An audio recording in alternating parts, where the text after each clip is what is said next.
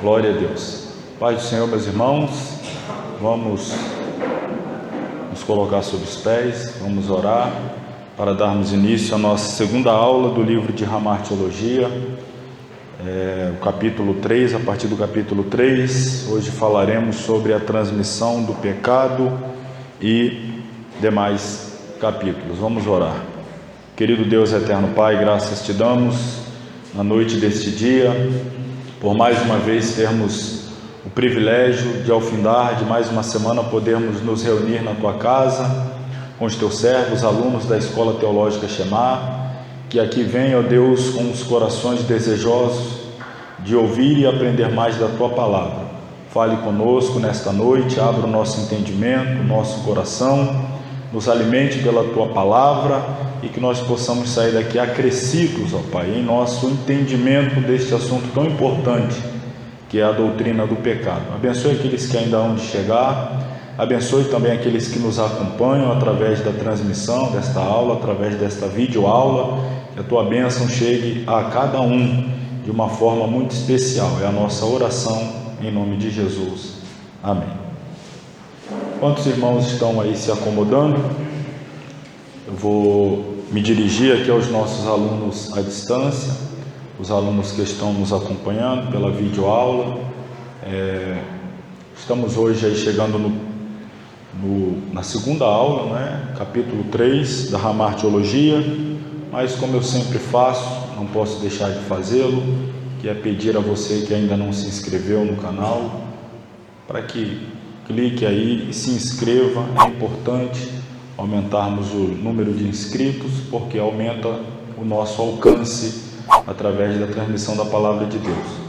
Se você for abençoado com este vídeo, deixa aí o like. As pessoas às vezes perguntam por que pedimos o like. É porque a inteligência artificial da plataforma YouTube, ela entende que o vídeo é relevante e ela mesmo compartilha para que mais pessoas possam acessá-lo e assim serem abençoados. Faça o seu comentário, a sua pergunta, para que a gente possa interagir e nos ajude também compartilhando, a fim de que outras pessoas de outras cidades, estados e países possam também ter acesso a este conteúdo que tem abençoado muitas vidas. Então fica este pedido para nos ajudar a espalhar a palavra de Deus. Bom, os que têm aí o seu material em mãos, a página é a de número 17, o capítulo 3. O assunto que passaremos a falar é a transmissão do pecado. Vamos começar aí lendo. Os irmãos acompanhem. Você que aqui está e tem o seu material, você que está em casa ou em algum outro ambiente, diante deste vídeo, está com material, a página 17, capítulo 3, a transmissão do pecado. A questão que se levanta aqui é: por que e como o pecado de Adão chegou a atingir toda a humanidade? Vamos considerar primeiro o fato da universalidade do pecado e depois a questão da relação do pecado de Adão com a sua posteridade. Então hoje nós nos propomos a discorrer sobre essa questão e entender como que nós, seres humanos, de uma forma geral, estou falando aqui de forma geral, como nós, seres humanos, somos afetados pelo pecado cometido por Adão. Nós sabemos pela Bíblia, mas nós vamos aqui entender, além da Bíblia, nós vamos ter os argumentos teológicos, ter os argumentos mais organizados, sistematizados, para com mais profundidade podermos compreender como o pecado de Adão nos afeta. Por que é que Adão, tendo falhado há quase 6.000 anos atrás, por que é que a transgressão de Adão cometida contra Deus há quase 6.000 anos atrás faz de mim, faz de você, ou faz daquele que neste exato momento está nascendo, né? Aquele que agora está vindo ao mundo, está vindo à luz, como é que ele agora já nasce pecador? Ou por que não dizer um candidato à manifestação do pecado que já lhe é inerente por natureza? É isso que nós vamos entender, essa questão da universalidade do pecado. O pecado atinge toda a raça humana, o pecado de Adão atinge toda a raça humana. É esse o assunto que nós passamos a tratar aqui dentro do capítulo da transmissão do pecado. Então vamos ver aí este tópico da universalidade do pecado. Eis uma realidade comprovada, tanto pela história das religiões e da filosofia, como pelos ensinos da Escritura. A história das religiões dá testemunho da universalidade do pecado. Há uma consciência universal do pecado, e o homem sente a necessidade de reconciliar-se com a divindade. Existe um sentimento generalizado de que a divindade está ofendida e deve ser satisfeita de algum modo, sob pena de condenação. Na história da filosofia encontramos o mesmo fato. Os filósofos, dos mais antigos aos mais modernos, têm lutado com o problema do mal no mundo. Ninguém pode ignorá-lo. A Bíblia ensina claramente que há uma pecaminosidade universal. Segue isso aí as várias referências bíblicas, não é? Várias passagens ensinam que a presença do pecado no homem é desde o seu nascimento. Em Efésios 2:3 é declarado que os homens, por natureza, são filhos da ira. Além disso, a morte vem até mesmo sobre aqueles que não exerceram a vontade de pecar. Além do mais, a Escritura ensina que todos os homens estão debaixo da condenação, e isso, naturalmente, porque todos estão debaixo do pecado. Observe, uma criança recém-nascida, infelizmente acontece, talvez você conheça, tenha tido uma experiência triste dessa, próximo, ou pelo menos, se não próximo, graças a Deus, se não tiver tido próximo, mas conhece alguém, ou já ouviu falar de alguém que perdeu um bebê com poucos momentos de nascido, ou poucos dias de nascido, ou até, por que não dizer, poucos meses de nascido. Por que é que a morte atingiu aquela criança, aquele bebê, aquele infante? Se a morte é consequência do pecado. A morte é o salário, é o pagamento, é a recompensa, a consequência do pecado. Aquela criança tem pecado que faça com que ela pague, ou seja, punida com a morte? Isso é uma questão que nós, teólogos, ou pelo menos estudantes de teologia que somos, temos que considerar, temos que refletir, temos que buscar compreender de que maneira o pecado de Adão afeta esta criança. Eu estou pegando como ilustração porque quando a gente pensa em pureza, quando a gente pensa em inocência, quem mais inocente do que um recém-nascido? Quem mais puro do que um recém-nascido? Mas a morte o alcança, a morte o atinge. E aí nós temos que considerar a morte como o resultado do pecado. E aí, como fechar essa equação? Como fazer fechar essa questão? De alguém que é inocente, de alguém que é puro e é alcançado pela consequência mais dura do pecado, que é a morte física, espiritual e eterna. No caso da criança ali, inocente, apenas a física, é claro, não a espiritual e eterna, apenas a física. Então é sobre isso que nós estamos aqui considerando. Vamos ver alguns textos bíblicos, como por exemplo Romanos 5,12, pelo que, como por um homem entrou o pecado no mundo, e pelo pecado entrou a morte, assim também a morte passou a todos os homens, por isso que todos pecaram. O primeiro homem, o primeiro Adão, pecou. Quando ele peca, ele abre a porta que dá acesso à consequência do pecado, a morte. Então, Adão peca e ele abre a porta, ele dá legitimidade, ele dá legalidade para a atuação da morte, como consequência do pecado, para que venha a agir na vida dele, pecador. Mas ele atraiu pelo seu pecado, a morte, e ele atrai também a consequência do pecado, que é a morte, sobre toda a sua posteridade, sobre todos os seus descendentes, sobre todos aqueles que são filhos de Adão. É o que Paulo está dizendo aqui ao escrever este versículo, o versículo 12 do capítulo 5 da Epístola aos Romanos.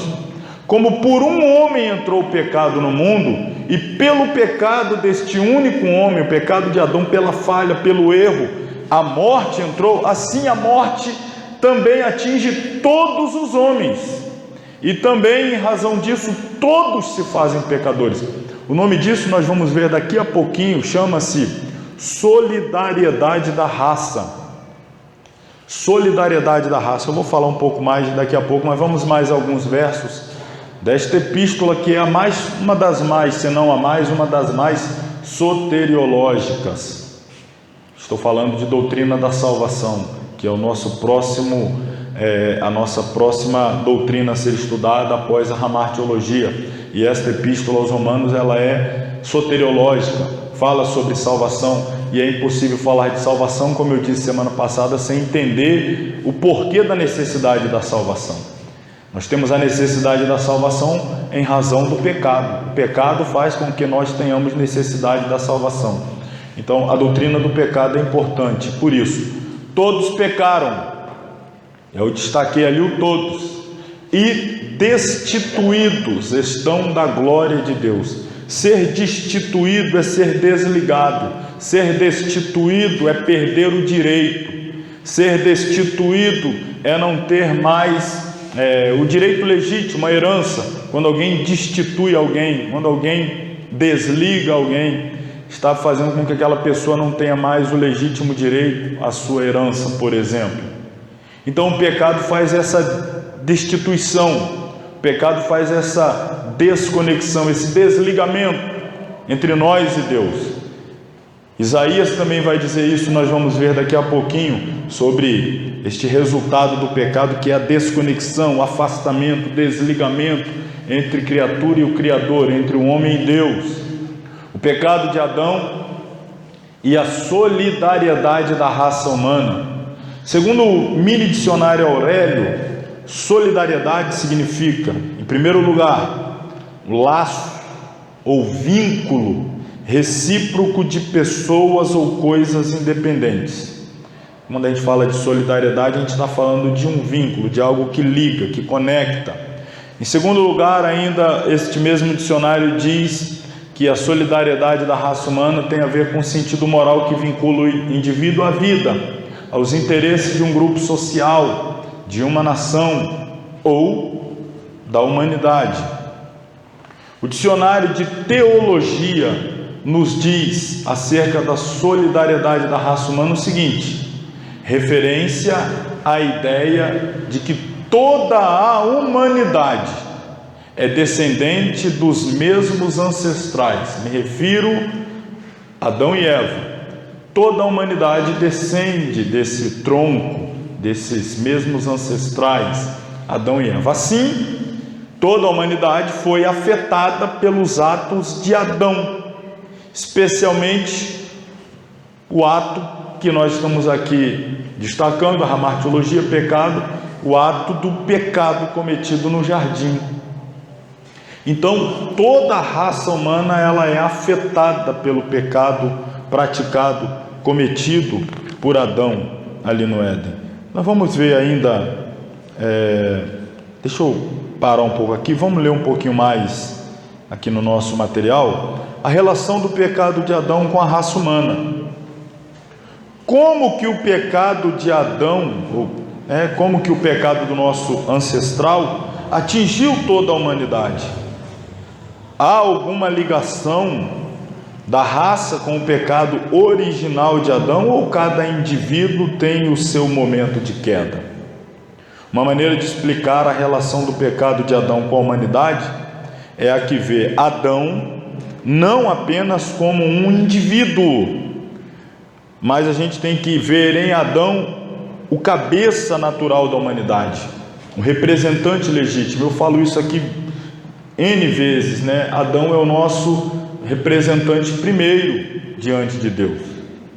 Nós fomos e estávamos representados diante de Deus pelo nosso pai Adão. Ele nos representou, e a falha dele é a nossa falha. Vamos pegar aqui, eu sei que o exemplo é bem pobre, é um exemplo pobre, mas é próximo de nós assim para compreender. Acabamos de sair de um período de Olimpíada, estamos num período aí de Paraolimpíada, e aí nós temos os representantes do Brasil nas mais diversas modalidades esportivas.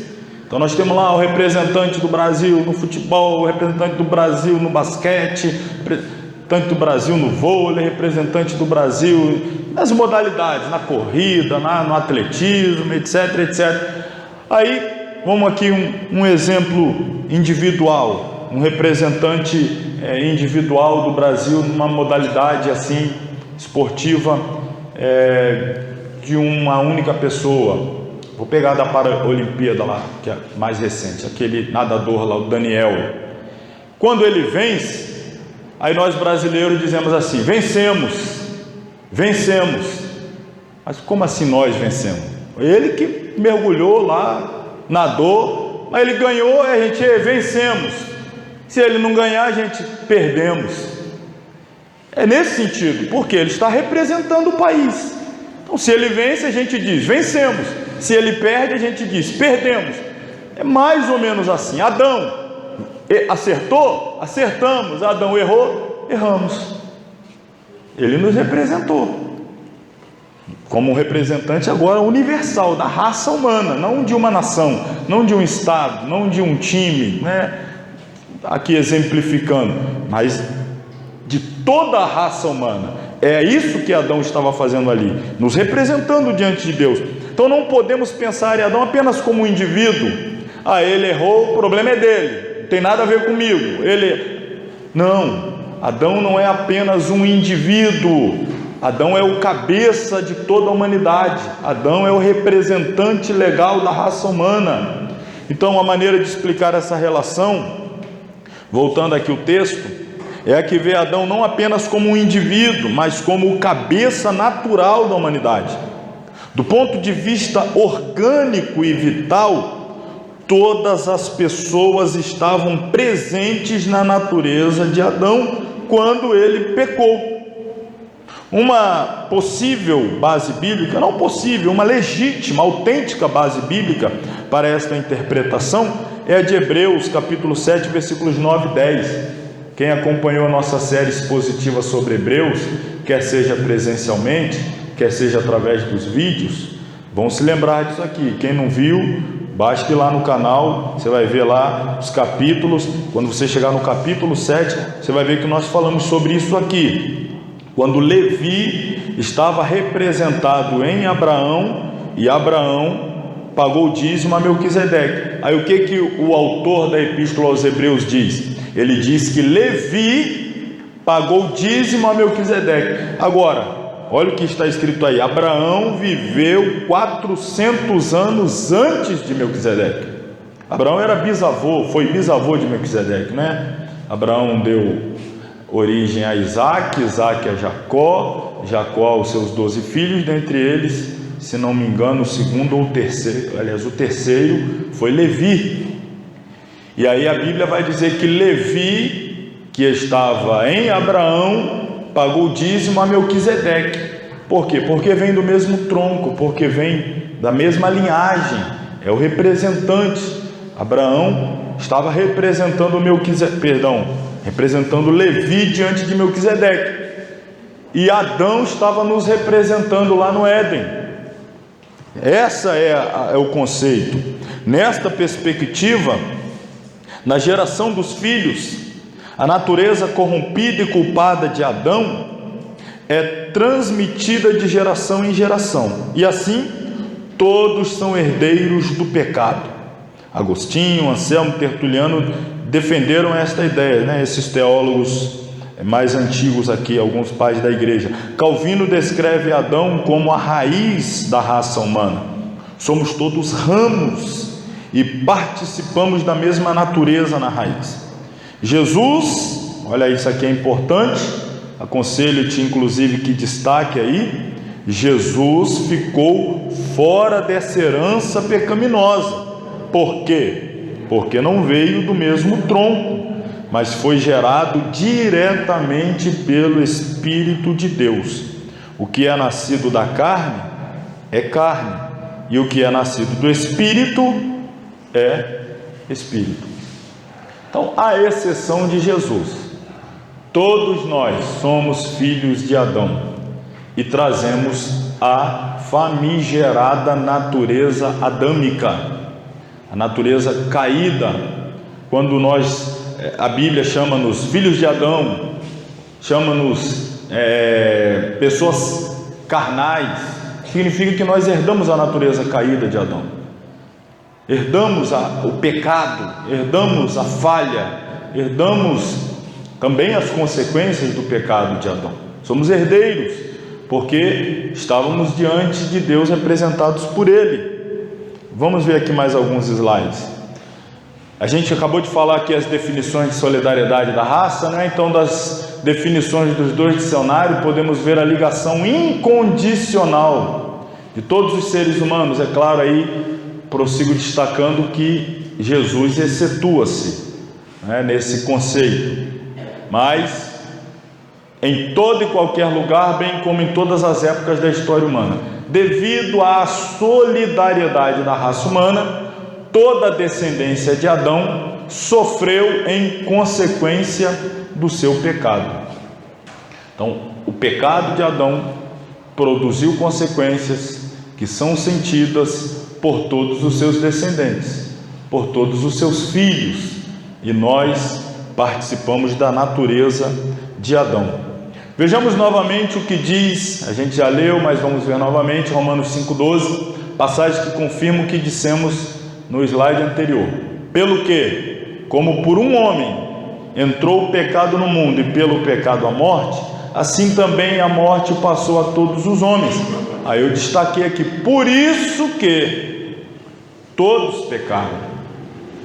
Então, a gente já nasce pecador, a gente já nasce trazendo a natureza adâmica.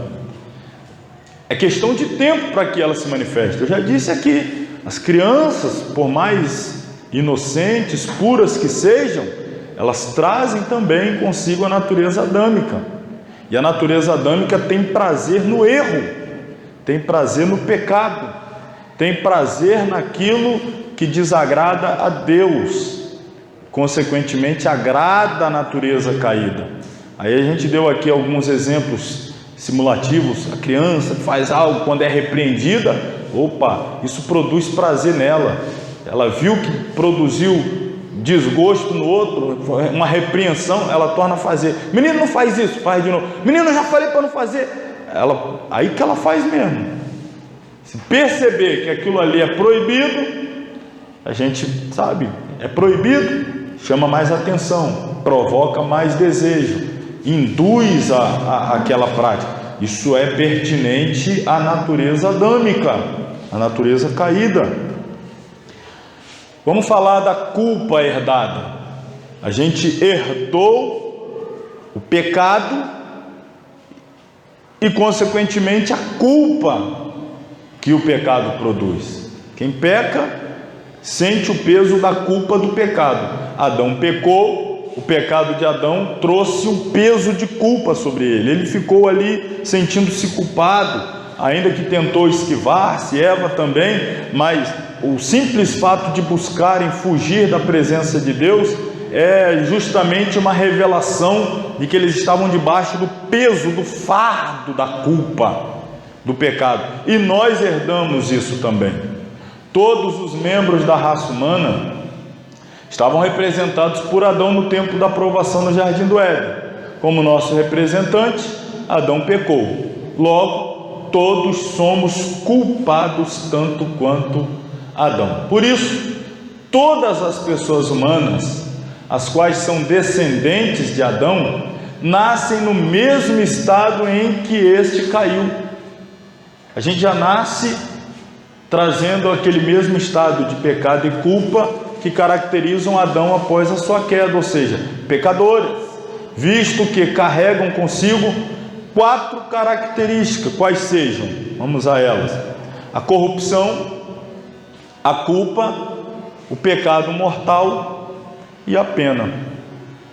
Então a gente já nasce, olha, a Bíblia chama-nos de filhos da ira, filhos da desobediência. Nós nascemos, irmãos, condenados.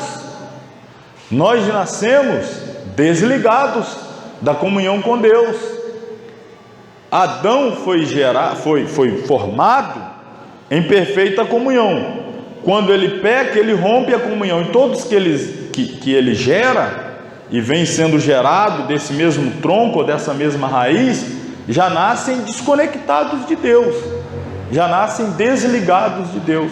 É por isso a necessidade de religar, é por isso a necessidade de reaproximação de Deus, de uma reconexão com Deus, porque nós nascemos desligados, afastados. Claro, a criança, estando em seu estado de inocência, ela não terá que pagar por pecados cometidos na condição de inocente. Então ela não vai ser culpabilizada pelos pecados praticados na sua condição de inocência. Mas tão logo ela atinge o estágio da consciência, e isso é subjetivo. O que significa dizer? Ou o que significa isto que eu estou dizendo? Que o estado da inocência para o de consciência é subjetivo.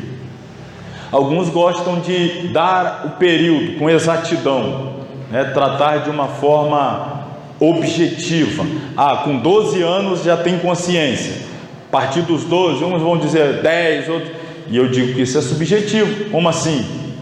Por exemplo, uma criança de 10 anos, que viveu os seus 10 anos há 60 anos atrás, no interior do interior do interior, era uma criança. A criança de 10 anos, nos dias de hoje, vivendo num ambiente onde, perdão da expressão, o pau quebra durante o dia todo, a consciência dela já é outra. Então isso é subjetivo, a gente não pode simplesmente generalizar. 10 anos, 12 anos, depende. Fruto do meio em que ela está inserida, das informações que ela recebe, a percepção dela ser aguçada, a compreensão do pecado ser despertada, em alguns mais cedo, em outros mais tarde. Então é subjetivo. Quem sabe? Deus sabe quando a criança, o infante, saiu da condição de inocente e já entrou no estágio de consciente dos seus erros, dos seus pecados. Nós não podemos generalizar. Às vezes, é claro, por questões assim, vamos dizer, de organização, a gente determina, a partir de tal idade a pessoa pode batizar-se, porque já tem consciência de pecado, e tendo consciência de pecado tem condição de se arrepender dos mesmos, e reconhecer a necessidade do Salvador Jesus, e confessá-lo como seu único e suficiente Salvador, passando então pelas águas batismais, que é o símbolo do sepultamento do velho Adão, para viver debaixo da égide do novo Adão. Então nós temos, pela organização da igreja, uma idade ali que a gente aceita, mas eu torno a dizer, isso é muito subjetivo, determinar em que idade exatamente se dá esta mudança de condição entre inocência e consciência. Então, repito, todos nós nascemos pecadores, e nascendo pecadores trazemos corrupção, culpa, o pecado mortal e a pena. Obviamente, mais uma vez destaco, em estando na condição de inocência, isto aqui não a culpa e a condenação não vigora. A gente está falando aqui de idade, de criança, nós sabemos também que há casos excepcionais, há outras exceções. Tem pessoas que atingem a idade, estou falando duração de vida, de 20 anos, 30 anos, 40 anos, mas a idade mental ainda ficou lá atrás, não é? Tem aquela condição, a pessoa tem 40 anos de idade, mas é uma criança. Tem 50 anos, é uma criança. Tem 30 anos, mas é uma criança. Então, a questão também não é só da idade biológica, o tempo de vida. Estamos falando da idade mental, condição de alcançar a percepção, a compreensão o discernimento das coisas. Então, em vista da queda, o pecado tornou-se universal. Ele adentra a esfera humana, sem pedir passagem, adentra na vida de Adão, adentra na vida de Eva e adentra na semente de Adão. Na semente de Adão.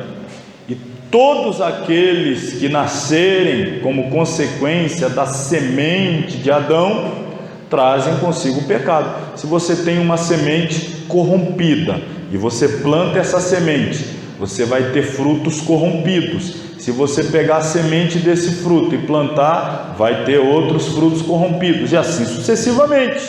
Esse ciclo é inevitável. Então isso aconteceu. A nossa primeira matriz, Adão, a primeira semente, Adão, foi corrompida. Deus não o criou corrompido, mas ele se corrompeu com o pecado, e a partir dali todos os que ele gera, já gera trazendo o pecado. Então tornou-se universal, com exceção de quem? Porque ele não faz parte da semente de Adão. Ele não participa da semente de Adão. Por essa razão ele é chamado de o último Adão. Ele é o outro Adão. Adão é uma semente, Jesus é outra semente. O primeiro Adão e o último Adão. Nenhuma pessoa, com a exceção de Jesus, nenhuma pessoa que nasça está isenta de pecado. Esta mancha que atinge a todos os homens recebe o nome que nós usamos na teologia de pecado original. Isso aqui não é xerox, isso aqui não é cópia, esse é o famoso pecado original. O que nós queremos dizer por pecado original? Qual é o significado? Qual a razão do uso da expressão pecado original? Vou dar aqui a vocês 3 razões pelas quais nós usamos este termo, pecado original. Primeira razão, ele é original porque o pecado tem sua origem na época da origem da raça humana. Por isso que ele é chamado pecado original. Qual é então o conceito de pecado original? É o pecado que foi cometido lá na origem da raça humana, lá em Adão, ou cometido por Adão e Eva. Em outras palavras, é pecado original porque ele se deriva do tronco original da raça, Adão. Segundo lugar, por que é chamado de pecado original? Porque é a fonte de todos os pecados atuais que mancham a vida do homem. Então, todos os pecados que vêm sendo cometidos desde então são cometidos por causa do primeiro pecado, o original. E todos vêm cometendo pecados desde então, desde essa origem do pecado na esfera humana. Em terceiro, porque está presente na vida de cada indivíduo desde o momento do seu nascimento. Então nós trazemos conosco também desde a nossa origem, desde o nosso nascimento. Foi cometido na origem da raça humana, o pecado original porque foi cometido na origem da raça humana, corrompeu a semente, e todos que nascem já trazem também desde a sua origem esse pecado, à exceção de quem? De Jesus, sempre considerando esta exceção. Vamos ver aqui as considerações finais desse capítulo. É um capítulo bem sucinto, trata desse assunto de transmissão do pecado e da origem do pecado. Não se pode negar que o pecado de Adão afetou toda a raça humana, fazendo-a culpada e digna de condenação. Do mesmo modo, a obra de justiça de Cristo, como o último Adão, alcança os que se unem a Ele pela fé. Na raça humana, somos solidários. Ninguém vive isoladamente. A solidariedade é para a morte, mas também é para a vida. A base dessa justiça não é ainda bem compreendida por nós, tão marcados que somos pela ênfase no indivíduo, né? Pelo egoísmo que nos caracteriza. Então, às vezes é difícil alcançar profundamente a percepção deste conceito de que o pecado de um afeta o outro. A gente é marcado pelo egoísmo, pelo individualismo, pela questão da responsabilização individual. Precisamos pensar mais sobre a unidade e a solidariedade da raça humana, mesmo porque sem isto não podemos entender nossa participação com Cristo. Se o pecado foi abundante em Adão, em Cristo a graça foi o quê? Por isso que a Bíblia diz: onde abundou o pecado, superabundou a graça. É aquela história que a gente já falou, que a gente já viu. Eu falei aí uns posts que compartilharam bastante, possivelmente em redes sociais, vi muito em status aí de WhatsApp, né? Eu não estava no Éden, mas herdei o quê? O pecado, a culpa, o erro. Mas eu também não estava lá na cruz do Calvário, mas herdei a graça. Percebe essa conexão?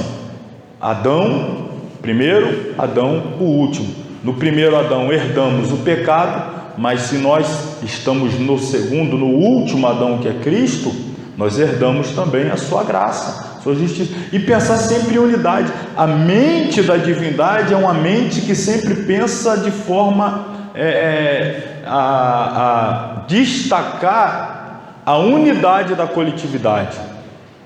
Não destaca a individualidade.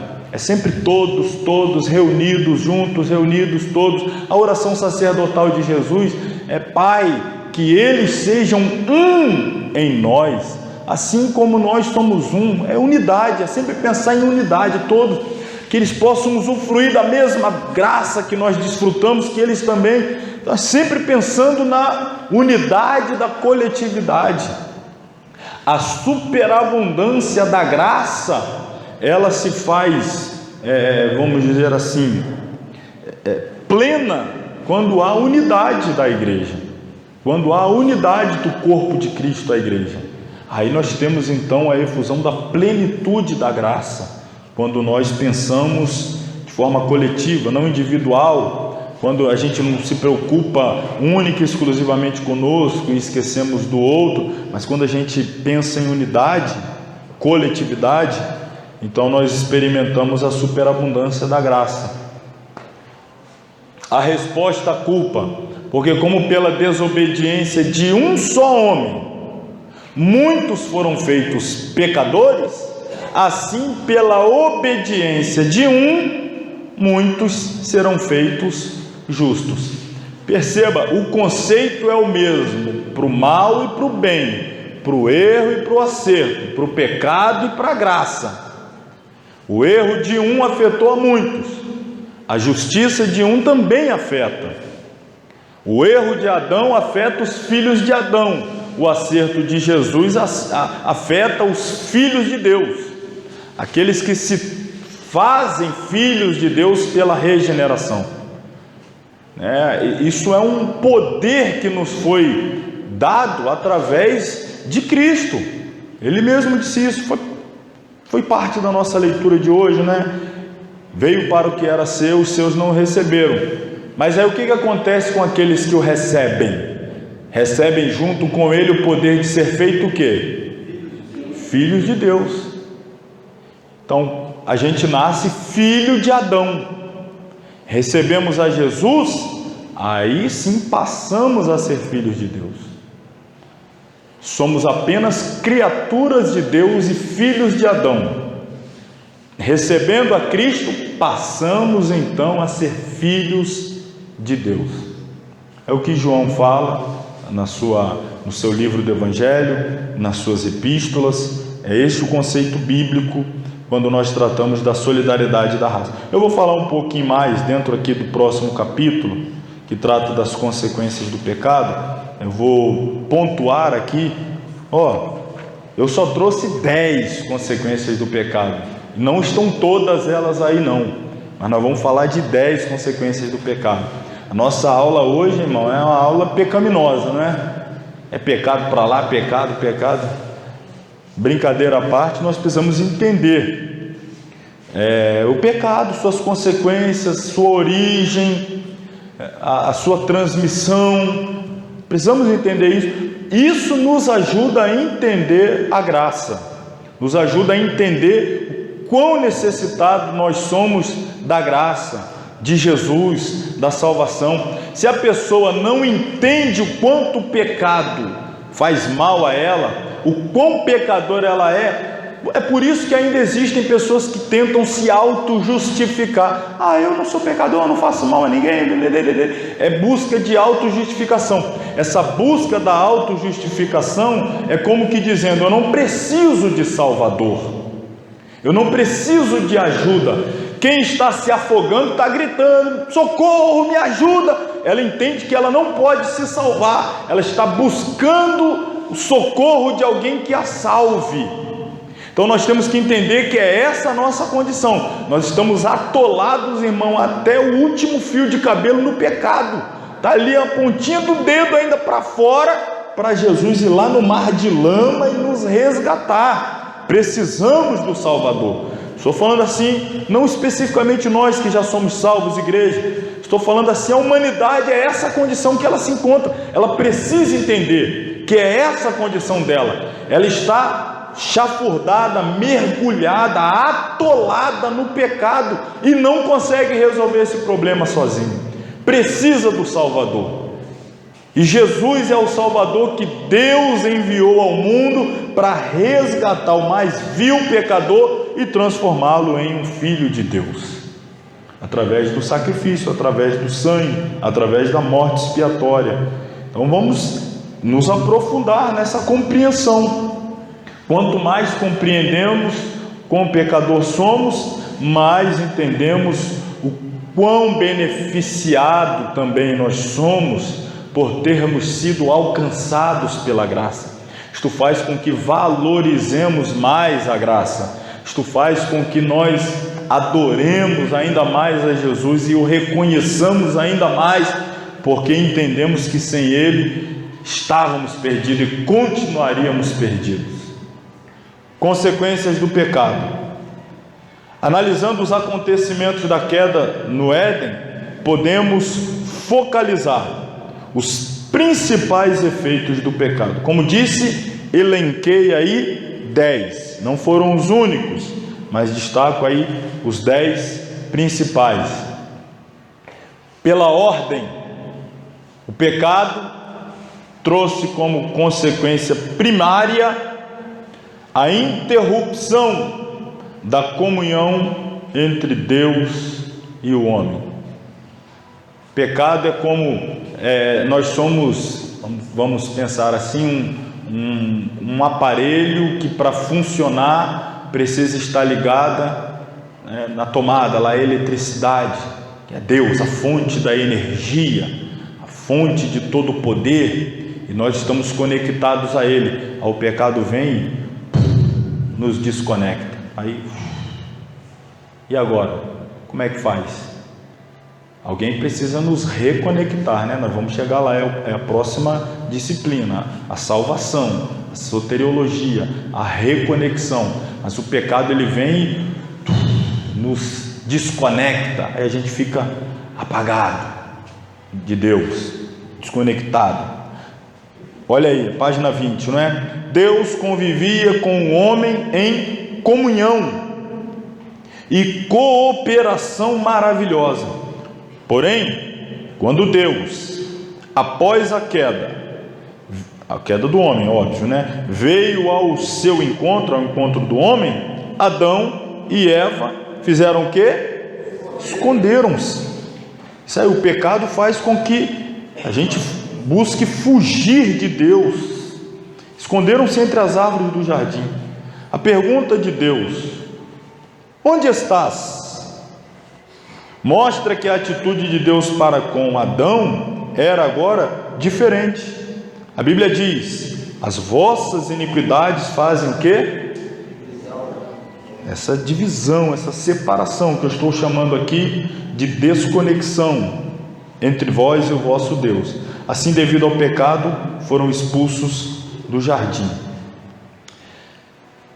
Todos os dias havia um encontro marcado entre Deus e o homem, o seu filho, Adão, e a sua companheira, Eva.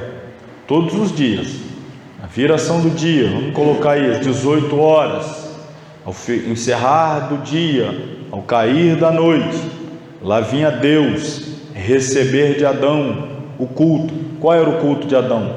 Era conversar com Deus, falar como foi seu dia, o que fez, cumpriu a ordenança de Deus, que era cuidar da terra, lavrar, dar nome aos animais, etc, etc. Nisso Deus era adorado. Em quê? Em Adão cumprir a ordem que Deus havia lhe dado. Esta era a maior expressão de adoração, a obediência à determinação recebida, o cumprimento do propósito. Nunca se esqueça disso, irmão. A forma que você mais glorifica a Deus não é gritando até ficar rouco, glória a Deus, glória a Deus. Faça isso se você sentir, faça. Não pare de fazer, pule, glorifique, exalte, balance a mão, mas a forma como você adora a Deus de verdade é cumprindo o propósito que Deus estabeleceu para você cumprir. Obediência é o que Deus prefere, mais do que sacrifício. Obedecer é melhor do que sacrificar. Geralmente quem sacrifica é porque não quer obedecer, geralmente, não sempre, geralmente quem sacrifica é porque não quer obedecer. Mas Deus prefere mais a obediência do que o sacrifício. Ele é mais adorado quando ele é obedecido. E Adão obedecia a Deus, automaticamente o glorificava. E aí lá vem Deus na viração do dia, cumprindo a sua parte. Deus vem, Adão não vem. Deus está no mesmo lugar, Deus não mudou. Deus está cumprindo aquilo que vinha sendo realizado dia após dia, desde que ele criou o homem e o estabeleceu naquele ambiente maravilhoso, o jardim no Éden. Adão é quem não vai para o culto. Olha quem mudou, foi Adão. Deus veio para o culto, Adão não veio para o culto. Quando Deus pergunta: Adão, onde estás? É claro que Deus sabe aonde Adão está. Imagina Adão atrás de uma árvore e Deus não sabe onde ele está. É claro que está. Isto é o que nós chamamos de ponto de contato. Esta pergunta é a porta aberta para que Adão se aproxime e confesse o seu erro, para que Adão se apresente e fale a Deus. Isto é o ponto de contato, é abrir a oportunidade para que Adão possa colocar para fora o que ele estava sentindo, o peso da culpa, do pecado que ele havia praticado. Então Deus está o chamando: Adão, onde é que você está? Aí as palavras de Adão nós já sabemos: eu ouvi a sua voz e eu temi. Por quê? Porque estava nu. Quem te mostrou que estava nu? Os olhos dele foram abertos, né? A gente vai ver mais essas outras consequências aí. Então, a primeira coisa, o pecado faz a gente fugir de Deus, o pecado nos afasta de Deus, o pecado nos leva para longe de Deus. É por isso que as pessoas não querem Deus, por causa do pecado. É por isso que as pessoas não buscam a Deus, é por causa do pecado. O pecado faz com que o homem se esconda, se esquive, busque fugir da presença de Deus. Essa é a primeira consequência do pecado: interromper a comunhão entre Deus e o homem, entre o homem e Deus. Segunda consequência: o pecado deixou Adão e Eva despidos, nus diante de Deus. Vamos ver aí, antes da queda, naturalmente eles também estavam nus, né? Fisicamente falando, literalmente falando, porém cobertos pela glória da presença de Deus. Quando caíram em pecado, foram destituídos dessa glória, perderam o direito a esta glória. Foram abertos os olhos de ambos e conheceram que não tinham mais esta cobertura da glória, esta vestimenta da glória. Estavam agora destituídos da glória, estavam nus. Somente quando somos vestidos pelas vestes da justiça de Deus por Jesus Cristo, ou noutra expressão, revestido de Cristo, é que estamos preparados para encontrar com Deus. Aquele que não possuir essas vestes será achado nu. Então, nós somos vestidos de Cristo quando nós nascemos de novo. Nós recebemos esta vestimenta, isto é espiritual. Vestidos de Cristo, podemos comparecer diante de Deus. Sem estarmos vestidos de Cristo, estamos nus. E aí não tem como comparecer diante de Deus. É essa vergonha que sentiram Adão e Eva. Terceira consequência que o pecado trouxe: o pecado torna o homem culpado diante de Deus.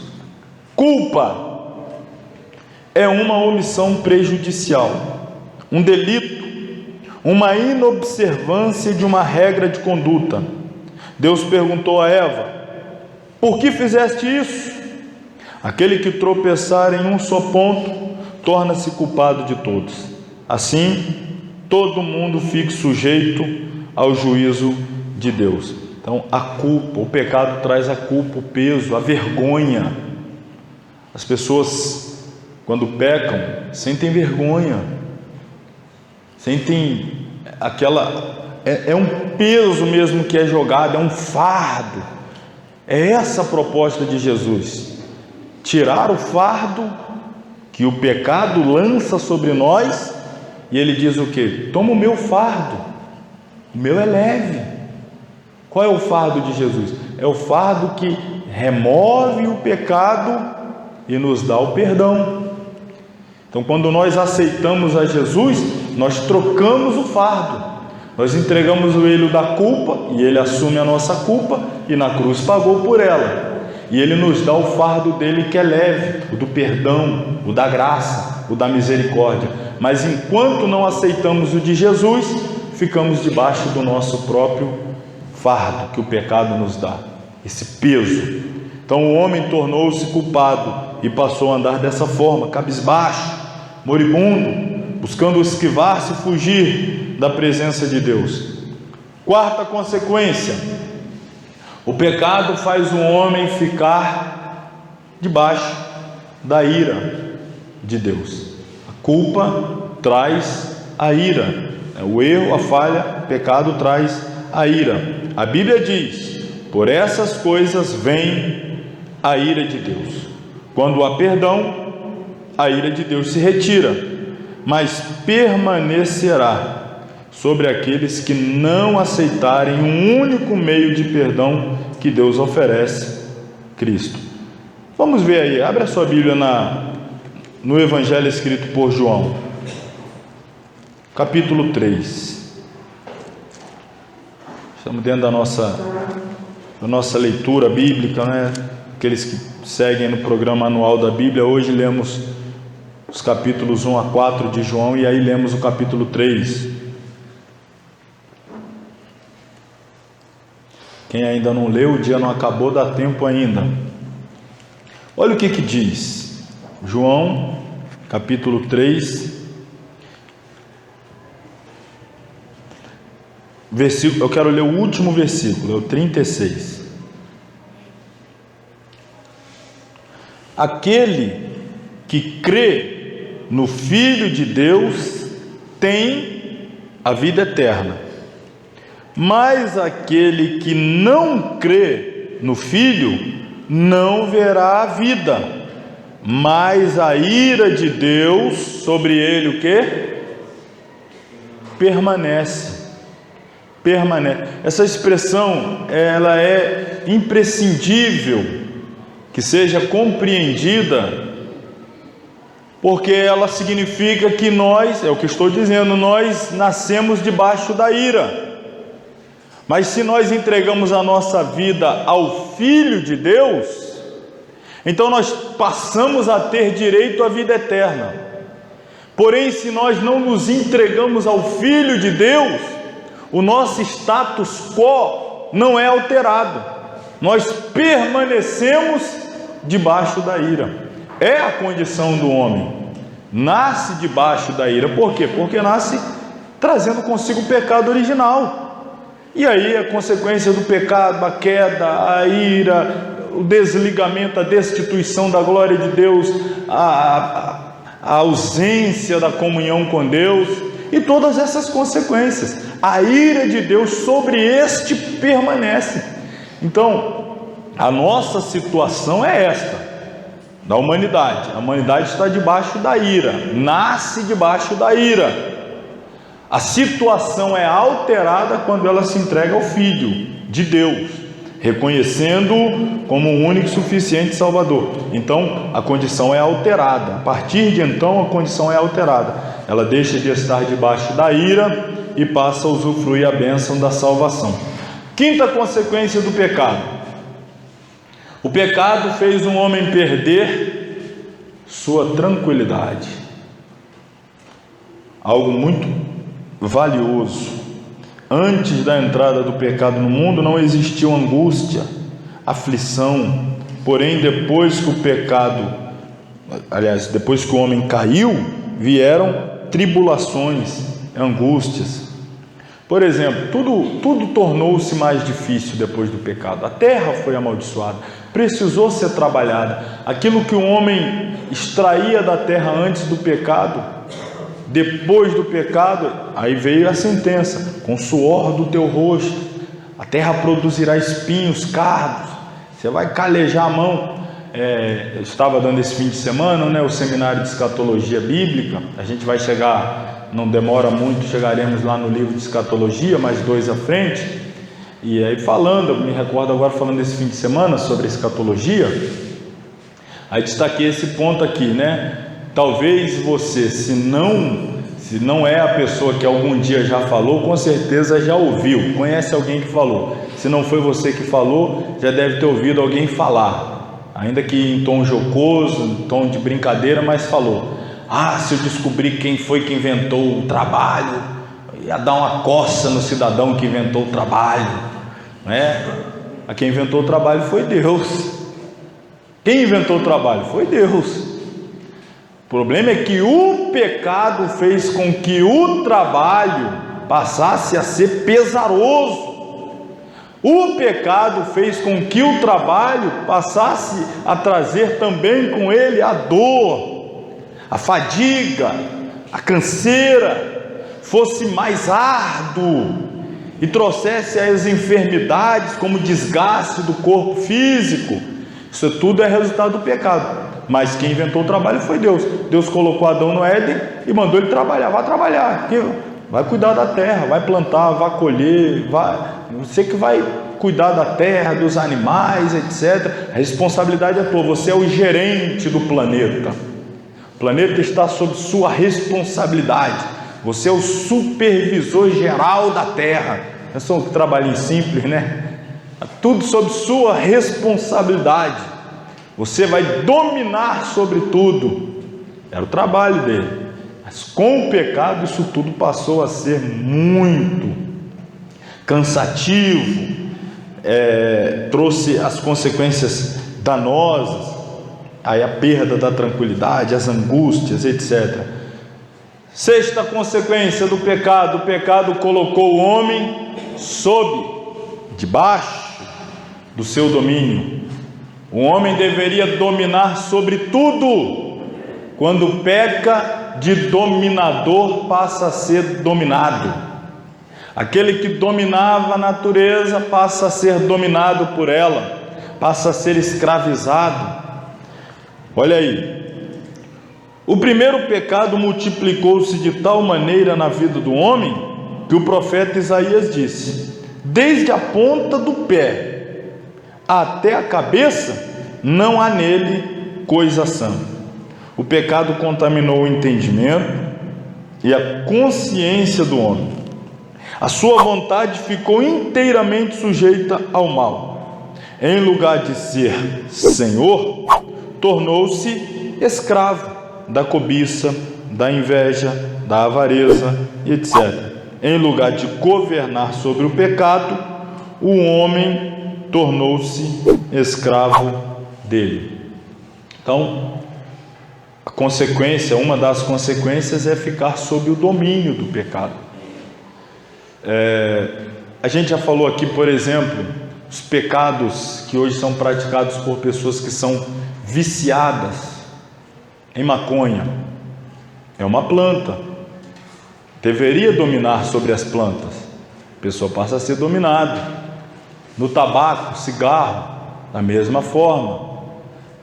A cerveja, o álcool, que é extraído aí também da cana de açúcar, tudo isso o homem deveria dominar sobre, mas ele é dominado, a consequência do pecado, passa a estar debaixo da dominação de tudo isso que ele antes deveria dominar. E aí, você quer ver um episódio assim bem clássico disso?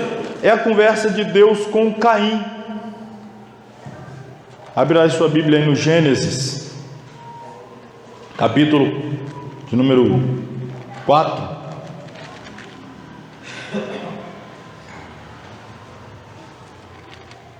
Gênesis capítulo de número 4. Vou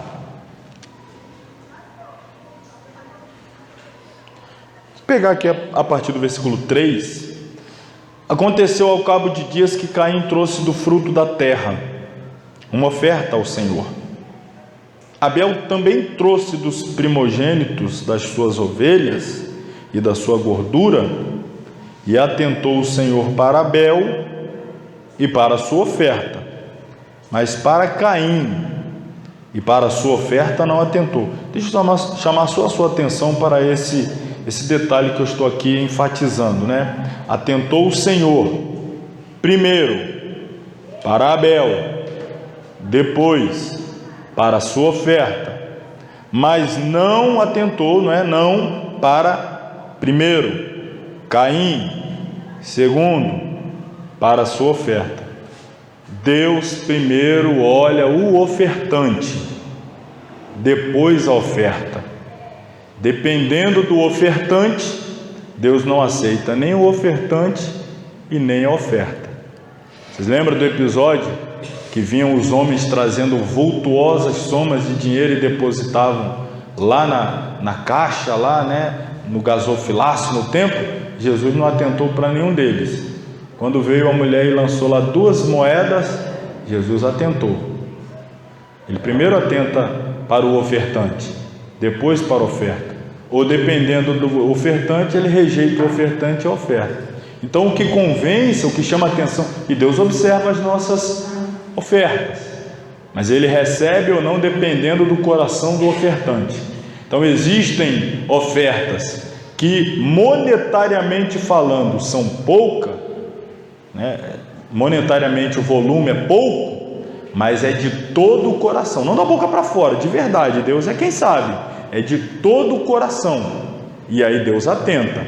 Mas tem ofertas que monetariamente falando é muito, mas é feito de qualquer maneira, e aí Deus não recebe. Então Deus sempre olha primeiro o ofertante, depois a oferta.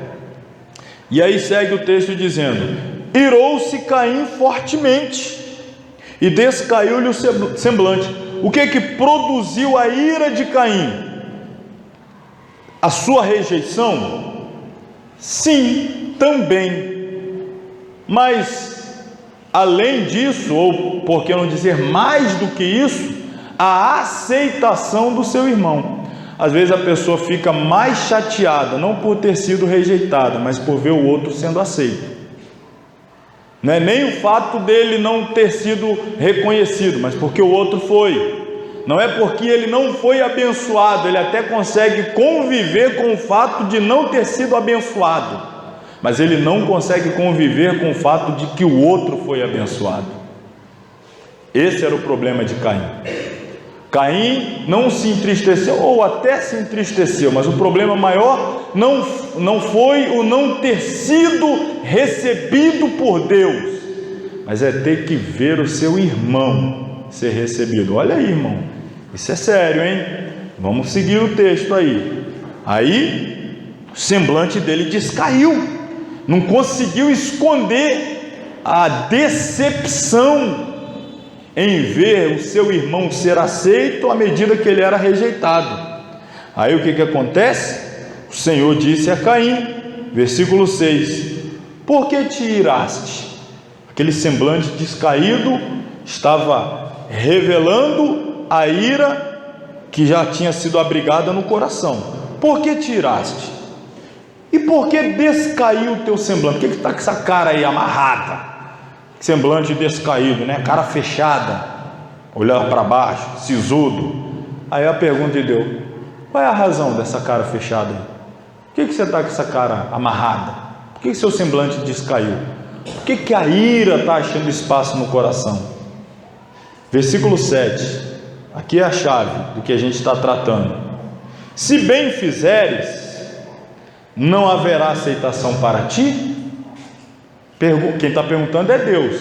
Se você agir corretamente, o problema não é a oferta, o problema é você. Se você agir corretamente, não vai ter aceitação para ti também? E se não fizeres o bem, o alerta de Deus: o pecado está onde? O pecado está batendo a porta.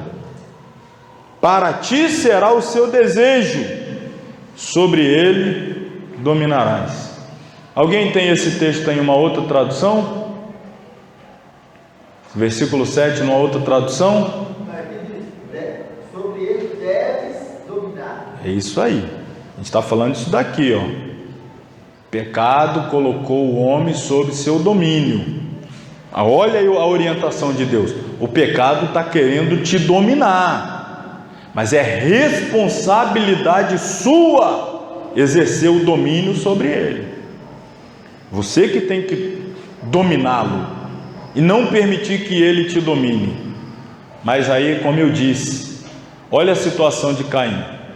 Começou a pensar os pensamentos ruins sobre a aceitação de Deus em relação a Abel e a não aceitação de Deus sobre ele. Começou a povoar os seus pensamentos, entrou no coração e dominou o sentimento. Ele já está virado. O que faltava agora? Fazer o quê? Matar o irmão. Já começou a pensar mal, o coração já estava completamente contaminado, a ira já se assentou e foi entronizada no coração dele. O último passo agora era a execução, o assassinato. Se não vencermos aqui e permitirmos que desça para cá, é muito mais simples praticar do que voltar atrás. Estou falando, não estou dizendo que é impossível, mas é muito mais difícil o não praticar depois que permitimos que desça para o coração. O Caim já está virado, mas Deus está dizendo: o pecado está querendo dominar tudo, entrar, batendo a porta. Você tem que dominá-lo. Mas o Caim não dominou, foi dominado e cometeu o assassinato, matou o irmão. Então é essa situação que o pecado nos coloca. Se a gente não domina sobre ele, ele domina sobre nós. O pecado, irmão, tem poder de nos destruir. Se a gente não destruir com o pecado, ele destrói com a gente. Vocês lembram do episódio de Samuel? Aliás, perdão, de Saul. Samuel instruiu a Saul, por ordem de Deus, que Saul deveria matar todos os amalequitas. Só que quando Saul estava cumprindo a ordem de Deus de matar os amalequitas, Saul resolveu usar a meia obediência. E meia obediência é a palavra que nós usamos para desobediência. Meia obediência é desobediência. Não existe meia obediência, é o que eu estou lhe falando. Meia obediência é desobediência. Quando Samuel chegou, perguntou a Saul: por que tu desobedeceste? Não desobedeci. Desobedeceu, não desobedeci. Deus não mandou você matar todos os amalequitas, e inclusive todos os animais, todo o seu gado? Por que eu estou ouvindo um mugido de animal aí? Aí olha a justificativa de Saul: não, eu separei o melhor para sacrificar ao Senhor. E Saul diz assim para Samuel: ao Senhor teu Deus. Aí é onde vem o texto que nós já citamos aqui nessa noite. Ô Saul, Deus iria confirmar o teu reino se você obedecesse, porque para Deus melhor é obedecer do que sacrificar. Não vem com desculpa de separou a oferta para sacrificar. Deus não está atrás do seu sacrifício, Deus não está atrás da sua oferta. Deus queria a sua obediência, mas você foi desobediente, você não obedeceu. Ao invés de matar todos, deixou vivo ainda amalequitas. E aí, se você lê o texto que fala da morte de Saul, quem é que traz a notícia da morte de Saul para Davi? Um amalequita. Um amalequita. E ainda diz assim, que quando ele chegou lá no arraial, ele viu Saul debruçado sobre a espada, porque Saul se lançou sobre ela. Saul mandou o seu pajem de armas se arremeter contra ele com a espada. O pajem de armas temeu e não quis arremeter contra Saul. Então Saul pegou a espada, colocou em terra e ele mesmo se lançou sobre ela. Quando o amalequita chegou, viu Saul ainda agonizando, próximo da morte. Segundo os relatos do amalequita, foi assim que ele encontrou Saul. E para livrar Saul daquela agonia da morte, o amalequita teria acabado de matá-lo. Fica aí em dúvida se essa versão do amalequita era para tentar convencer Davi a recompensá-lo por ter matado Saul e abrir o caminho para Davi reinar, ou se de fato isso aconteceu. Então vamos lá. Se é verdade o relato do amalequita, quem matou Saul foi quem Saul deveria ter matado. E é isso que eu estou dizendo que acontece com o pecado. Se você não mata o pecado faz o que com você? Ou, na pior das hipóteses, traz a notícia da sua morte, espalha a notícia da sua morte. Mas eu prefiro acreditar que de fato foi o que aconteceu, para que a tipologia aqui ela seja bem construída. Na verdade é isso que acontece: ou nós matamos o pecado, ou o pecado nos matará. Ou nós dominamos sobre a nossa concupiscência, ou se formos dominados por ela, ela simplesmente nos matará. Vamos a mais uma consequência do pecado. Talvez você esteja falando, mas já está bom, não já chega não? Irmão, eu só coloquei 10, tem muito mais, hein? Tem muito mais. Consequência do pecado. Agora, quando o pecado se apresenta para nós, ele não apresenta junto nenhuma consequência não, né? Ou quando o diabo vem te tentar, ele diz, aqui ó, o prato é esse, mas ó, vai acontecer isso. Não, as consequências são omitidas, mas depois que você peca, aí a consequência é para você arcar com todas elas. São essas aqui. Sétima consequência: o pecado é uma plataforma para o diabo na vida do homem. O pecado é como um trono. Se você coloca para dentro de você o pecado, ele é um trono. E quem é que senta nele? O diabo. É uma plataforma, como eu estou aqui nesse lugar elevado, aonde o diabo fica sobre ele. É a plataforma para o diabo exercer o controle, o domínio. É isso que o pecado é.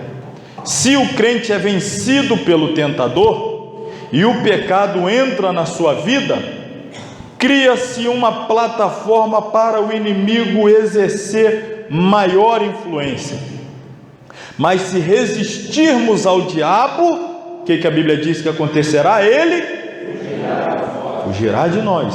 Quando, porém, o homem obedece ao pecado, os seus membros se tornam sujeitos à imundícia e à maldade. É aquele negócio de um pecado, né? Um abismo chama outro abismo. Um pecadinho, outro pecadinho, mais um pecadinho, abre a porta para um pecadão. A gente está falando aqui, claro que não existe pecadinho nem pecadão, mas a pessoa que peca, torna a pecar, peca de novo, vai abrindo portas, vai abrindo portas, vai abrindo portas. Um vai chamando o outro, começa com pequenas concessões, com coisas mínimas, daí a pouco está fazendo coisas grandes. É aquela história que se diz sempre, por exemplo, acerca da corrupção. Às vezes a pessoa assim, nós criticamos, é claro, devemos criticar os políticos corruptos, que roubam milhões, desviam milhões. Meu Deus, que cidadão corrupto, desviou milhões. Aí se você para pensar, uma pessoa que tem coragem de roubar 10 reais, tem coragem de roubar 20 reais, se ela tiver a oportunidade de roubar 1 milhão, se você não consegue controlar a tentação de passar a mão em 10, imagina se ver diante de você 1 milhão. Corrupto, quer levar vantagem no pouco, vai querer levar vantagem no muito também. Se corrompeu por pouco, se corrompe por muito. É o conceito que Jesus diz: quem é fiel no pouco, será fiel no muito. Se é infiel no pouco, esse camarada aqui, eu dei a ele, mandei ele guardar esses 10 reais, ele não conseguiu guardar os 10 não, ele roubou. Vamos ver o que ele faz com 1.000. Você acha que o patrão vai fazer isso com você? Vou deixar 10 reais aqui, você fica de olho. Cadê os 10 reais?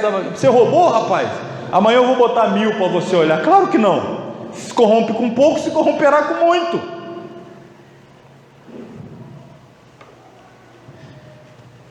Então o pecado é essa plataforma, vai chamando o outro, vai chamando. Esse caminho assim que não tem, só Jesus mesmo para quebrar esse elo, né? Romper esse ciclo. 8ª consequência: o pecado sujeitou o homem à morte. Deus disse para o homem no Éden: no dia em que dela comeres, certamente morrerás. Paulo escreveu que por um homem entrou o pecado no mundo e pelo pecado a morte. Essa palavra se cumpriu no dia da queda. Observemos o início deste domínio. Então nós temos aqui as 3 mortes, os 3 tipos de morte: a morte física, a morte espiritual e a morte espiritual eterna. A primeira morte é espiritual, depois vem a física e finalmente a espiritual eterna. Mas na ordem que está aqui, a morte física, ou a separação do espírito e a alma do corpo, começou desde o dia da queda. Deus já no Éden falava de dor, a doença é o início da morte. A morte espiritual é a separação entre o homem e Deus. Por isso a Bíblia fala do homem não crente como morto. Em Mateus 8:22, Jesus fala desse tipo de morte, além da morte física, a morte espiritual. Finalmente, a segunda morte, que é a morte eterna, significa a eterna separação de Deus, de todos que antes da morte física não aceitaram a salvação. É bem verdade que a Bíblia afirma: o salário do pecado é a morte. Então, a pessoa que vive nesta vida terrena separado de Deus, ou seja, ele vive fisicamente, mas está morto espiritualmente. A do meio aqui, está aqui em amarelo. Ele está morto espiritualmente. Se ele enfrentar a morte física, vivendo aqui na terra em um estado de morte espiritual, ele vai enfrentar a morte espiritual eterna. Ele vai enfrentar a morte espiritual eterna. Agora, se aqui nesta vida ele nascer de novo, e o novo nascimento vai produzir a vivificação do seu espírito, e o Espírito Santo vai passar a habitar no espírito do homem, então ele vai ter uma vida espiritual. Quando ele enfrentar a morte física, por ele ter vida espiritual na terra, ele não vai experimentar a morte eterna. Eu vou falar algo aqui assim rapidinho, mas eu vou explicar melhor na semana que vem. Mas eu vou falar assim só para... A matemática é a seguinte: a pessoa que morre, a pessoa que nasce uma vez, ela morre 2 vezes. Se a pessoa só nasce uma vez, ela morre 2. Se a pessoa nasce 2, ela só morre 1. Vá para casa com essa equação matemática. Semana que vem eu te dou aqui os 9 fora, escorrega 1, vai 8, te explico como é que se fecha essa equação. Mas é essa aí para você pensar: quem nasce 1 morre 2, quem nasce 2 morre 1. O pecado fez com que Adão gerasse um filho à sua imagem. O pecado fez com que a imagem de Deus com a qual fomos criados em Adão, fosse coberta pela semelhança do homem, do Adão caído. Pouco a pouco, o homem degenerou-se, tornando-se aí mais e mais distanciado da imagem de Deus, né? Fomos aí paulatinamente nos afastando mais da origem, daquilo que éramos em Adão antes do pecado. Todos se extraviaram e juntamente se fizeram inúteis. Não há quem faça o bem e não há nenhum só. A imagem de Deus existe em todos os homens, mas está lá embaixo, está lá debaixo daquele monte de entulho do pecado, né? Está lá ocultada por aquele monte de lixo chamado pecado. O pecado precisa ser removido para que a imagem de Deus torne a sobressair na vida do homem. Então, quando o homem nasce de novo, é Cristo vindo e tirando aquela sujeira do pecado, e aí o Espírito Santo começa a refazer a imagem de Deus, né? A sua imagem, não é? É como nós começamos a nos tornar parecidos com Cristo. Cristo é justamente a perfeita imagem de Deus, é o resplendor da sua glória. Em Cristo nós temos, e Paulo escrevendo aos Colossenses diz isso, a plenitude da divindade habita em Cristo. Nele é revelada perfeitamente a imagem de Deus. Por quê? Porque ele não tinha pecado. Quando nós nascemos de novo, Cristo é gerado em nós, e nós vamos cada dia deixando de parecer com o primeiro Adão, e cada dia nos parecendo mais com o último Adão. Esse processo de deixar de parecer com o primeiro e passar a parecer cada vez mais com o último, em outras palavras, deixar de parecer com Adão e passar a parecer mais com Cristo, esse processo é chamado de santificação. Santificação é isso. É eu cada dia me parecer menos comigo mesmo, cada dia me parecer mais com Jesus. Santificação é você sair na rua e ter atitudes que outrora não tinha, e alguém olhar para você e falar: rapaz, você nem parece aquele Márcio que eu conheci, parece outra pessoa. E de fato é assim que tem que ser. Alguém tem que olhar para nós e dizer: não estou te reconhecendo, você mudou completamente. Não é mais aquela pessoa que eu conhecia outrora, eu estou cada vez menos parecido com ele. Quem me conheceu lá atrás não me reconhece agora. Você é outra pessoa. Quem é essa outra pessoa? Cristo. Você está cada vez mais parecido com Cristo, está cada vez mais semelhante a Cristo. É essa nova criatura que está sendo gerada. Então, o pecado nos afasta. É como se aqui está Deus, aqui, quando nós pecamos, nós viramos as costas para Deus e começamos a andar cada vez para mais longe de Deus. E aí Cristo vem e gera esse processo da conversão. A gente vira e começa a caminhar de novo em direção a Deus. A gente volta a nos aproximar de Deus, a gente volta à origem. Então o pecado nos leva para longe, Cristo nos traz para perto. O pecado nos desliga, Cristo nos religa.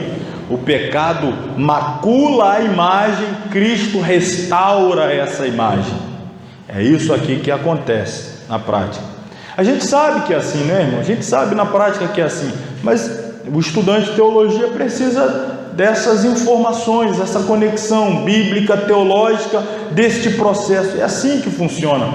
E quando a gente compreende bíblica e teologicamente, a gente passa a valorizar mais, a gente passa a compreender mais o mundo espiritual, a gente passa a entender mais as estratégias do inimigo e também o plano de Deus para nós.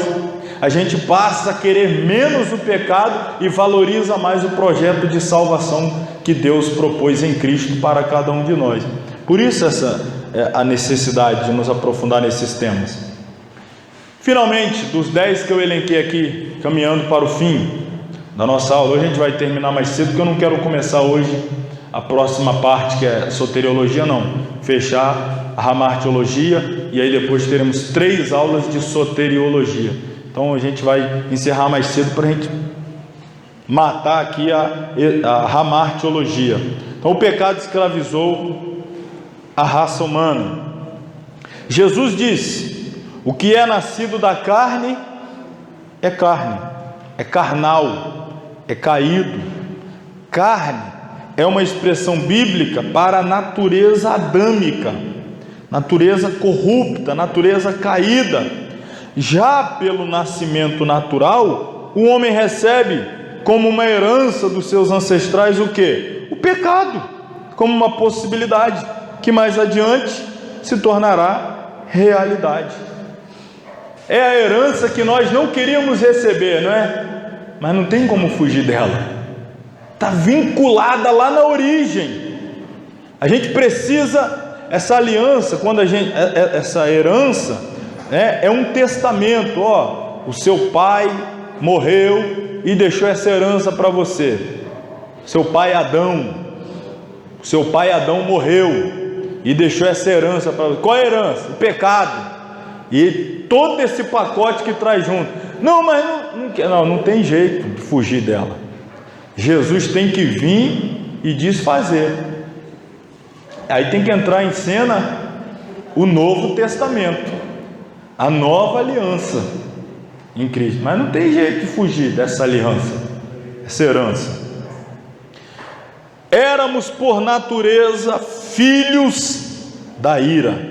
A velha natureza tem em si uma inclinação para o mal. Já temos falado bastante sobre isso. Uma insubmissão diante de Deus e de sua lei. A velha natureza definitivamente não ama a Deus, e sim as trevas. É uma realidade que na minha carne não habita bem algum. Você lembra que semana passada a gente falou do tal do divórcio, não é? Vou falar hoje de novo, agora com outro texto. Isso é profundo, irmãos. Semana passada eu usei o texto. Alguém lembra qual foi o texto que eu li semana passada com vocês? 1 Coríntios 7. E hoje eu vou ler de novo o capítulo 7, só que é dos Romanos. Romanos 7. Alguém está precisando ouvir isso? Não sei se presente aqui ou assistindo-nos aí, mas me sinto compelido a falar de novo nesse assunto. Agora, entenda-o espiritualmente, dentro do contexto do que estamos aqui tratando.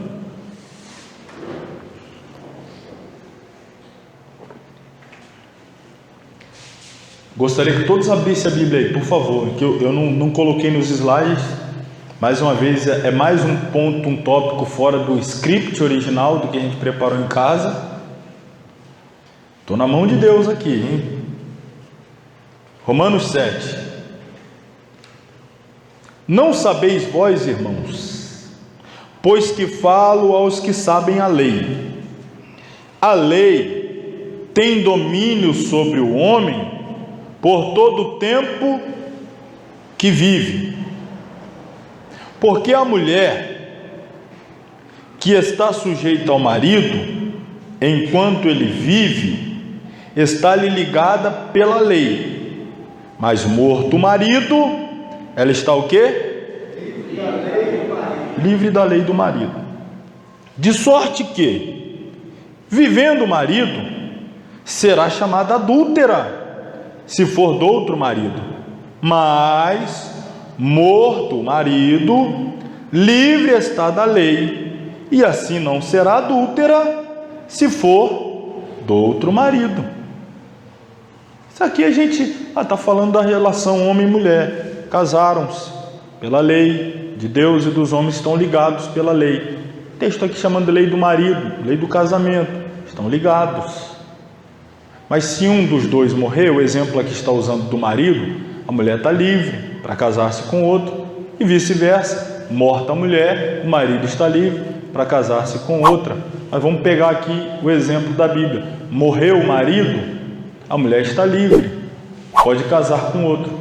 Mas se o marido estiver vivo e a mulher relacionar-se com o outro, ela será chamada de adúltera.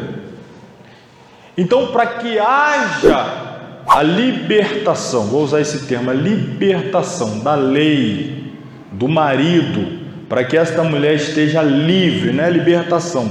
Então, precisa haver uma libertação do marido para que ela esteja livre da lei do marido, a fim de que possa relacionar-se, casar-se com outro. O que precisa acontecer com o marido? Ele tem que morrer. Ok, mas eu não vou entrar no mérito agora do casamento, até porque Paulo vai usar esse exemplo, mas o que ele tem a dizer é muito mais profundo, e é o que eu quero falar.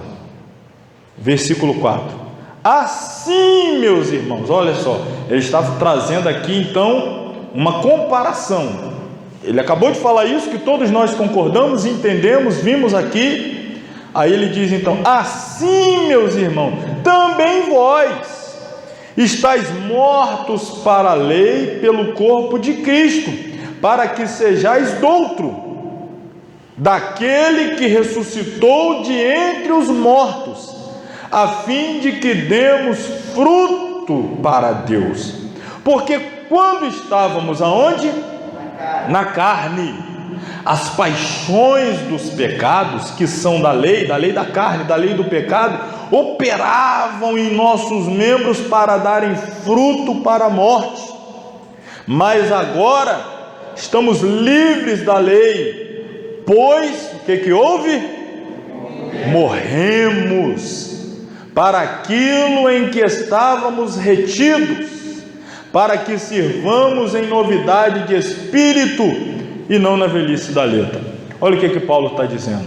Eu estava casado com o pecado, estava casado com a carne, estava casado com o mundo, casado com o diabo. Como é que eu faço para me livrar dele? Estou preso pela lei, estou casado com o pecado, estou casado com o mundo, estou casado com a carne. Como é que eu faço para me livrar dessa lei? Eu tenho que morrer. Se eu morrer, morri, estou livre. Estou livre? Agora então eu posso casar com outro. Quem é o outro? A saber, Cristo, aquele que ressuscitou dos mortos. E se eu não morrer para o mundo? E se eu não morrer para o pecado? E se eu não morrer para a carne? Como é que eu vou me relacionar com Cristo? Aí eu vou ser o quê? Adúltero. O que Tiago escreve lá na sua epístola, capítulo 4, versículo 4? Adúlteros e adúlteras, não sabeis vós que a amizade com o mundo constitui-se inimizade contra Deus? Portanto, qualquer que quiser ser amigo do mundo, constitui-se o quê? Inimigo de Deus. Inimigo de Deus. Esse adultério que ele fala aí é adultério espiritual. Como é que você quer se relacionar com o mundo e se relacionar com Deus? Isso é adultério. Isso é adultério. Você não sabe. Se você quer ser amigo de um, você é inimigo de outro. Se você quer ser amigo do outro, você vai ser inimigo de um. Se você se relacionar com os dois, você é adúltero. Mas eu estou preso a esse aqui, eu não consigo me desligar. A lei do pecado é mais forte. Então só tem um jeito de você se desligar. Você tem que morrer. Estou falando de morte literal? Não, não é isso que Paulo está falando. Então você tem que morrer para o mundo, você tem que morrer para a carne, você tem que morrer para o pecado. É isso que Paulo fala quando ele escreve aqui aos Gálatas. Vai na frente, já está na epístola de Romanos, aí você passa primeiro, segunda aos Coríntios, você chega na epístola aos Gálatas, capítulo de número 2.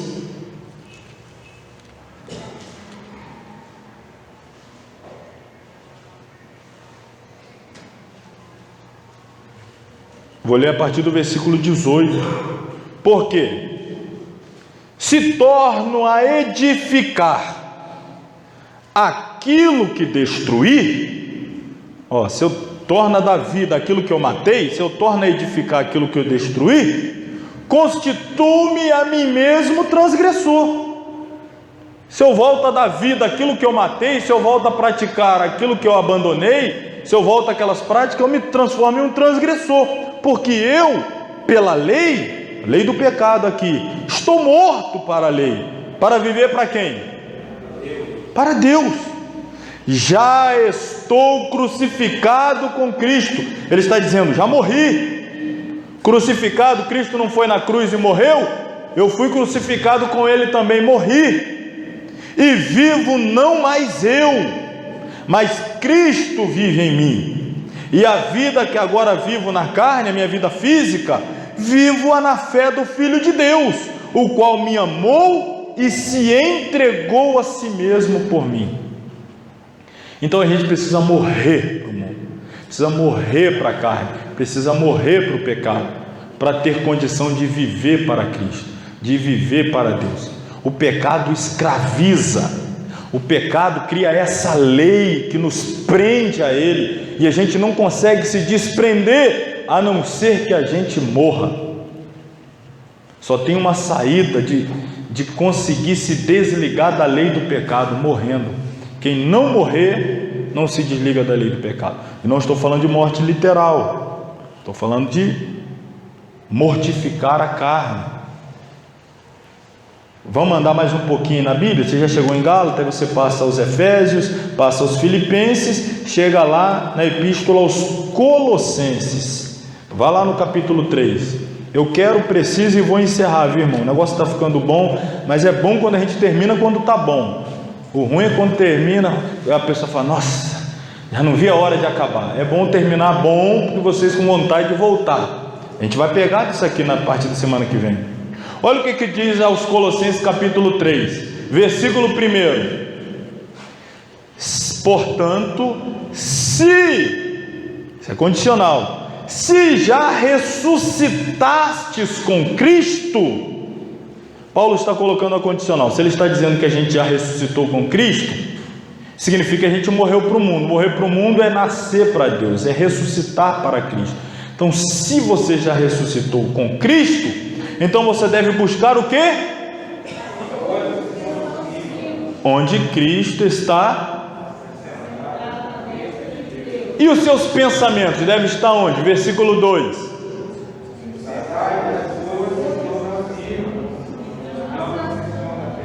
Mas espera aí, como é que eu vou pensar nas coisas que são de cima e não nas que são da terra, se eu ainda estou na terra? Vamos ver o versículo 3. O que diz o 3? Porque já estáis mortos, e a vossa vida. Quem aqui já está morto?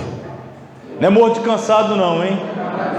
Ah, pastor, agora eu estou morto de cansado. Estou falando de outra morte aqui, ó. Lê o versículo 5 aí, vamos ler o versículo 5, ó. Mortificai, pois, os vossos membros. Tem outra tradução aí que diz assim: fazei morrer, matar todo dia. Você percebe que lá no versículo 3 ele diz que nós já estamos mortos, né? E no versículo 5 ele manda a gente matar. Ah, mas não já estou morto? É, meu irmão, mas você é um morto que tem que morrer de novo, e depois morrer de novo, e amanhã morrer de novo, e depois da manhã morrer de novo, e na segunda morrer de novo, em outubro de novo, em 2022 de novo, porque o velho homem está toda hora aí. É o que Lutero disse: eu sepultei o velho homem nas águas do batismo e pensei que ele tinha definitivamente morrido, mas não é que o miserável sabia nadar? É verdade mesmo. O velho Adão está aqui, toda hora querendo assumir o controle. Se eu piscar, quando eu abrir o olho, o velho Adão tomou o controle de novo. Ô miséria, você estava aí? Estou aqui, estou esperando só me dar uma oportunidade para assumir o controle de novo, você voltar lá atrás de novo. Então não, você vai morrer hoje de novo, aí você mata ele de novo, aí amanhã você acorda, ou quem acorda junto com você? O velho Adão. De novo você aí, eu estou por aqui. Se você bestar, não, morre de novo, você mata ele de novo. Aí na outra semana, velho Adão, você mais uma vez, eu estou por aqui. Facilita para você ver se eu não assumo aí o controle. não vou facilitar não, morre. Aí ele morre. E assim, irmão, até, olha só, vamos voltar lá no 3, já estás mortos com Cristo. A minha, a sua, a nossa vida de verdade, a vida eterna, está escondida, está guardada com Cristo em Deus. 4, quando Cristo, que é a nossa vida, se manifestar, aí sim também nós nos manifestaremos com Ele em glória. Mas até esse dia chegar, versículo 5, mortificai, fazei morrer, matai o velho homem. Mata ele de novo, mais uma vez e outra vez. A gente ainda vai falar muito nesse texto aqui em soteriologia, a gente vai falar muito nesse texto quando estudarmos as epístolas. Ele é muito profundo e importante, mas eu trouxe ele aqui para você entender. O pecado quer dominar. Só tem um jeito, né, de nós escaparmos da escravidão, do domínio, do exercício do direito do pecado sobre nós de nos dominar e nos escravizar. Só tem uma forma de vencer: morrer. Morrer. Conclusão: como filhos de Deus, é uma pergunta na verdade, como os filhos de Deus devem tratar o pecado? Os filhos de Deus precisam e devem ser radicais diante do pecado. No que tange aos ataques do diabo, a recomendação é resistir. Resistir ao diabo e ele. No que se refere ao pecado, identificado nos desejos carnais, quem é que deve fugir? Somos nós. Fugir. O problema é que a gente inverte às vezes. Quando o diabo vem, a gente foge. Quando a carne quer dominar, a gente quer resistir. O diabo a gente tem que resistir. Das paixões carnais a gente tem que fugir. A gente quer inverter. Não, eu vou fugir do diabo. Aí você corre do diabo. Aí quando vem a paixão carnal, não, eu vou resistir, eu vou resistir. Não brinca com ela. Foge dela. Ou seja, no que tange aos filhos de Deus, o pecado precisa e deve ser tratado com antipatia, com ódio, com nojo, com desprezo, mas tudo segundo os preceitos da palavra de Deus. Amém? Amém.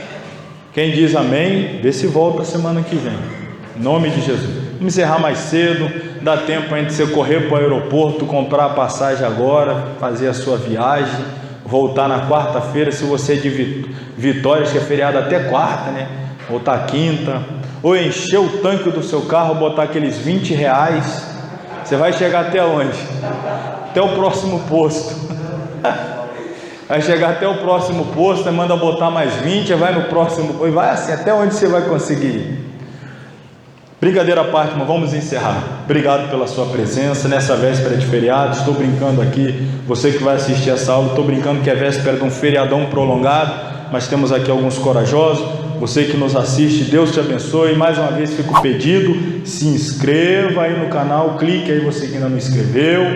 Já falei da importância de dar o joinha, por quê? Porque o YouTube entende que o vídeo é importante, é relevante e ele mesmo faz o compartilhamento. Comente aí da aula, faça alguma pergunta, interaja e continue compartilhando para que outros conheçam a nossa escola, o nosso curso, e assim venha junto conosco aprender mais a palavra de Deus e crescer na graça e no conhecimento da mesma. Oremos. Querido Deus e Pai, graças te damos mais esta noite, por ter nos trazido até aqui, nos ajudado a vencer mais uma semana, lutando contra a carne, lutando contra o pecado, lutando contra o mundo, lutando contra as hostes espirituais da maldade. Meu Deus, são tantos os inimigos, a nossa velha natureza, o pecado que tão de perto nos rodeia. Pedimos ao Senhor que nos ajude, através da Tua graça, a triunfar sobre todos eles, nos dando sabedoria, nos dando discernimento, nos dando estratégia para agir, meu Pai, segundo as Sagradas Escrituras, e continuar mortos para o mundo, para o pecado, para a carne, e vivos para Cristo, vivos para a glória de Deus. No nome de Jesus eu apresento a vida do Teu povo, dos Teus filhos que aqui estão presentes, aqueles que nos acompanham através da transmissão, do vídeo desta aula. Nos ajude a continuar caminhando até aquele grande dia quando nos encontraremos com o Senhor face a face, para desfrutarmos da verdadeira vida que nos está reservada. É no nome de Jesus que nós oramos a Ti, ó Pai, e nós confiamos na vitória, no nome de Jesus. Amém. Estenda as suas mãos. Que o grande amor de Deus, o nosso Pai, a graça do nosso Senhor e Salvador Jesus Cristo, a comunhão e a consolação do Espírito Santo seja com todos que amam e aguardam a breve volta de Jesus, e todos digam amém. Amém.